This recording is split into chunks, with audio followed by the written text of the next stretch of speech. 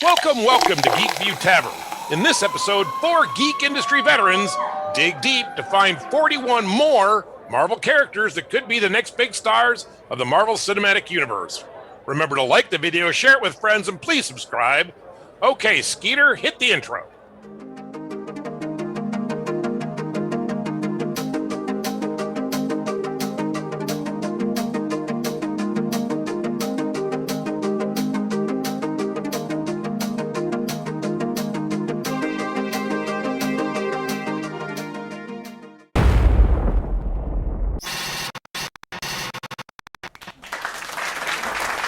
Quick question for you guys. What's the most underserved character that they currently have in the Marvel, like, not counting like Ultraverse stuff, but just in the main Marvel pantheon? Is there an underserved character that they have access to that they should be jumping on? It's only a matter of time before they start, trying to use Nomad, and I always hated the Nomad costume. I always hated Nomad in general. Even when he was a badass biker character, he was boring. I mean, you might be able to pluck a character that's been part of an ensemble and foreground them, take them out of the chorus and make them the chorus girl. I think Mystique is a character that has some depth that you could build a story around. But all the X-Men characters are going to be reinvented anyway, so maybe you don't go there. They're kind of off limits at this point. I was thinking about some of those guys too. Just sort of Tigra. How about Hellcat? Furry Dream. Hellcat was done. Right? That's the same. And on Netflix. But isn't she the same as Tigra? Isn't she the same? Hellcat stuff. Yeah. No, Tigra was the former Cat, so that's Greer Nelson. Yeah. Hellcat is Patsy Walker, the former Millie the Model clone. Right. Who gets the cat suit and becomes... That shit is stuck in my head. You could do Deathlock. Yeah, well, they did. I always liked that. I thought Deathlock's concept was so much better than the actual stories. Yeah, well, Deathlock I love the concept and the character, but I thought the stories were awful.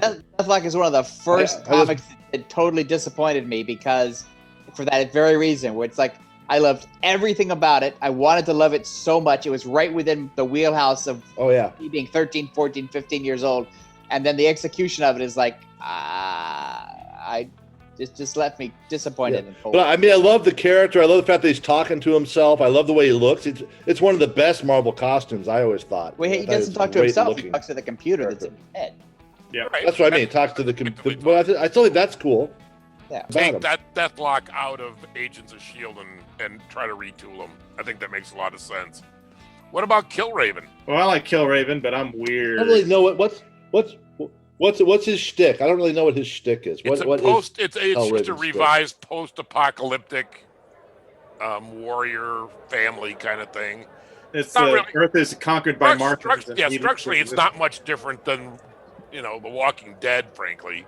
But the bad guys in Killraven War of the Worlds are among the most reprehensible Marvel ever did. They're all cannibal, rapist, lunatic, monsters. Yeah, they're really, really rough. Oh. They are indeed. How about Dazzler? Ulysses Bloodstone. Well, I wouldn't be surprised if Marvel does some sort of kaiju thing and they get Bloodstone to show up. Probably a female version. They'll probably do the girl, not the guy. The daughter who takes up the mantle. Yeah. They're already doing Red Guardian. Elektra. Yeah. The Black Knight's coming. Good God. Whoever thought we would say that about Marvel? God, about the Marvel Black movies. Knight is coming. They're already doing Red Guardian. Yeah, they're doing Red Guardian too. Yeah. I know. But who would have thought everyone would have said that if we go back to the 90s and say, yeah, they've done so many Marvel characters that they're featuring Red Guardian in one of the movies. Right. So they're pretty much out of characters. After that, it's the Wizard or you're done, right? Yeah. Right. The Wizard. I'm looking at Firelord. It's a terrible character. Yeah, I mean, you're now into the tertiary characters who just suck. Captain Britain's coming, right? Yeah, Captain Britain could be okay. That's not a terrible. That's still a B character. Yeah. What was the book? What was the book that Alan Davis? Oh wait, what about the Western characters? Yeah, I was going to go for Raw-Eyed Kid. Well, there were so many of those characters, they're just interchangeable because they'd all have to be reinvented because they were, as far as I could tell, they were all the same character. What was fundamentally different between Outlaw Kid, Rawhide Kid, and Two Gun Kid? Well, because don't don't know. leave out Kid. Don't leave out Kid Cold Outlaw. Well, the Rawhide Kid was just a gunslinger. Two Gun Kid was actually a crime fighter. Kid Cold Outlaw was kind of like a I can't believe you know this, Tom. I love that stuck in his head and not mine. That makes me happy. Kid Cold Outlaw was just a sort of wandering, accused of being an outlaw, though he wasn't. So he was always on the run. So he's like the fugitive, goes He's from like town to town. he's the Hulk or he's Dr. Kimball, right? Right. Well, All right, I have a deep cut for you guys here. Let's hear it. I have found a Marvel character that you'd wrinkle your nose at, but there might be something here. You probably don't even know him. The character's name is Paladin. Anybody remember Paladin? I know Paladin. Okay. Yeah, it's a Peter Gillis character, isn't it? Or it's a Roger Slifer character. Roger Slifer. I think he first appeared in Daredevil way back in the day. Okay, so probably Slifer. The Paladin actually got a one-shot back in the day. Marvel Spotlight or Marvel. Yeah. What's his shtick, Paul? Paladin is a mercenary, and he's generally hired by villains to go after other villains. So he's kind of got a Punisher vibe around him. At one point, he was hired to kill the Punisher by the Magia, right? That's interesting. But he's also, setup. He's hired by the Hellfire Club. He's hired by Diamondback to rescue her allies from the Serpent Society. So he's this kind of, he wears like a catcher's chest protector and runs around with a gun and shoots people, right? I mean, he's pretty hopeless. But this kind of, straddles the line between the good guys and the bad guys. An overtly superheroic Punisher-style character is kind of interesting. After just scrolling through an assassin of other villains. Yeah, a villainous assassin of other villains is kind of an interesting thing, right? He doesn't want to fuck with superheroes because he never wants to expose himself. Right. Yeah, that's pretty cool. Paladin made an appearance in Nick Spencer's Spider-Man within the last year. Okay. Or so. Floating around. All right, which one of you guys knows the difference between Namora and Namorita? Yeah. One's his cousin and one isn't. Right. Namorita was in the New Warriors. Right. But she's like a Teen Titans Wonder Girl type of character. Right. She's Donna Troy. Namora is female Submariner. Right. I think you need more interesting female characters. I mean, bring out more female characters. Well, Paladin could be female. I've decreed it. What about Dominic Fortune? I don't know anything about Howard owns Dominic Fortune. I don't think so. Really? Nope. Oh. Because he appeared in a whole bunch of Hawkeye and Mockingbird stuff that had nothing to do with. I think Howard may get a piece. Okay. A taste, but I'm pretty sure he's owned by Marvel. I would do Dominic Fortune. But what's his shtick? What's the shtick? I don't know the character. He's a rich crime fighter, isn't he? Yeah, kind of. But he's unpowered. He's like he's a Batman. He's a detective Batman without the anger and without the mask and without the good poise. But he talks a lot because it's a Howard character. Yeah. He's Moon Knight without the costume. Right. or the mental illness. I think that's what's going to make Moon Knight interesting. Like, I think they got a good casting for it too. God, I hope they get it right. Ugh. Yeah, they announced it. Yeah, it's already cast. They just haven't. Oh no, I like the casting. I'm worried about the script. Well, I'm sure if you would talk to the writers, you'd set them straight. Yeah. It's white Batman. It's mentally ill Batman. Only he doesn't know he's mentally ill, whereas Batman is clearly mentally ill.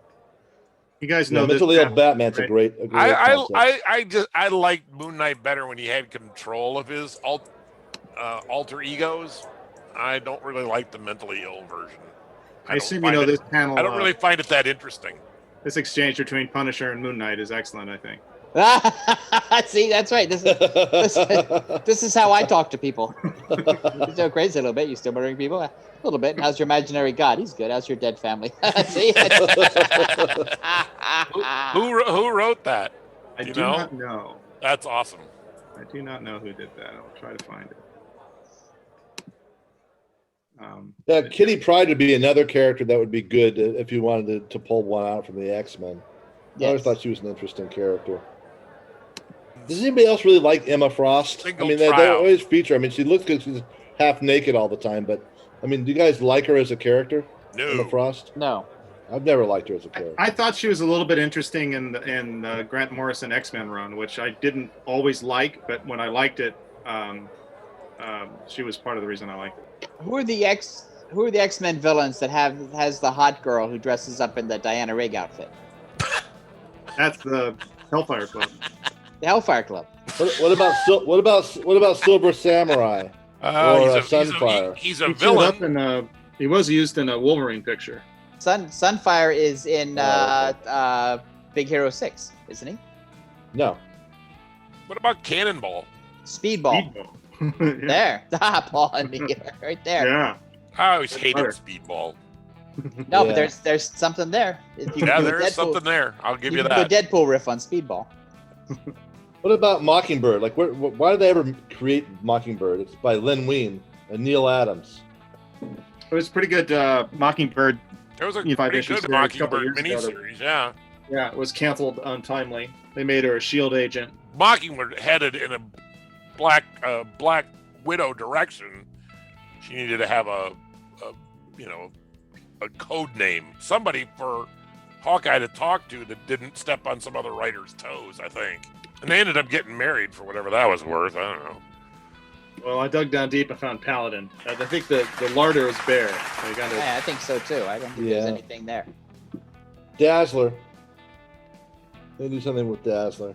You take out the disco Would she count as an X-Men character? Yeah, I think so. Would she count as an X-Men character? I think they dumped her in with the X-Men license, if you will. Yeah. Okay. Right. So it's part of that group of characters that they gave away.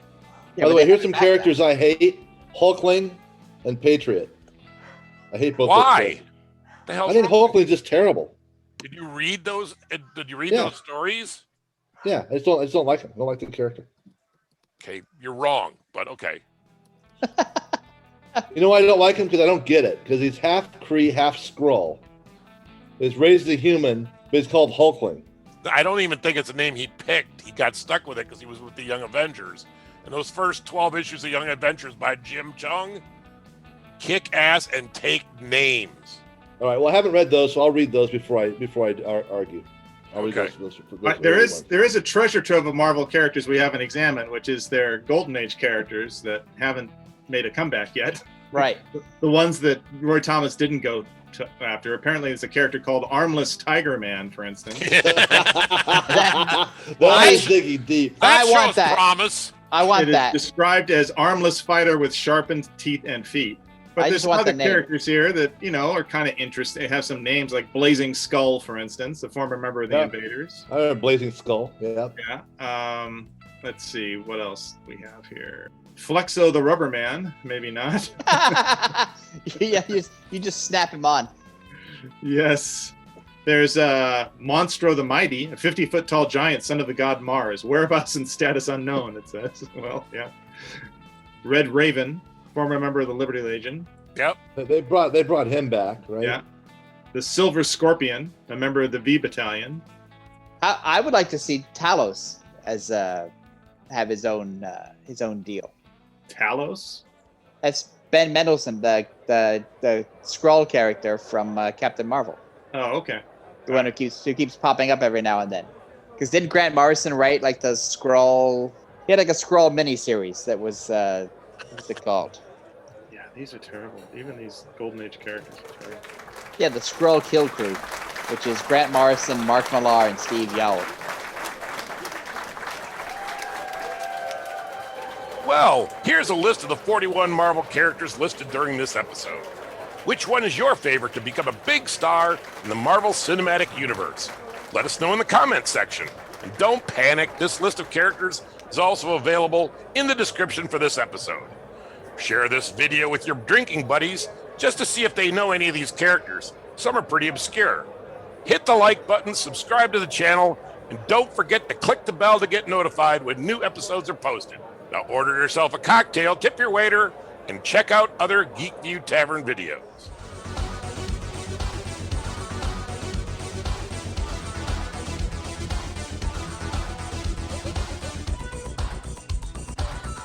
Thanks for visiting GeekView Tavern. Remember to like, share, subscribe, and click the bell to get notified. Come back soon.